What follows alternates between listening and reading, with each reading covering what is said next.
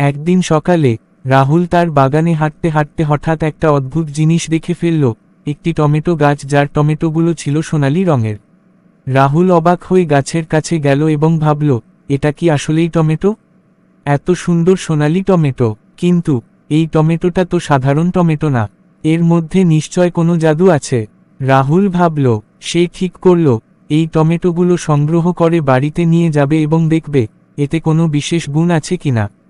সেই গাছ থেকে কিছু টমেটো তুলে নিল এবং বাড়িতে ফিরে এসে মাকে বলল, মা, দেখো, আমি জাদুকরি টমেটো পেয়েছি।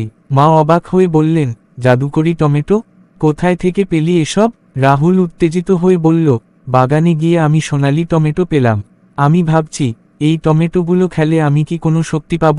মা মিষ্টি হাসি দিয়ে বললেন, ঠিকই বলেছ রাহুল, তবে আমার মনে হয় সোনালী টমেটোতে কোনো জাদু না থাকলেও তুমি যদি একসাথে ভাগাভাগি করে এই টমেটোগুলো খাও, তাতে তোমার মনটা একেবারে আনন্দে পূর্ণ হবে। রাহুল ভাবল, তাহলে এসব টমেটো আমাদের আনন্দ দেবে। সে মায়ের সাথে একে একে সোনালী টমেটোগুলো কাটতে শুরু করল। টমেটোগুলো খেতে খুব মিষ্টি ছিল, এবং যেই মুহূর্তে তারা সেই টমেটো খেতে শুরু করল, পুরো বাড়িতে এক অদ্ভুত শান্তি আর আনন্দ অনুভূত হতে লাগল। এটাই তো আসল জাদু, রাহুল খুশিতে চিৎকার করে বলল।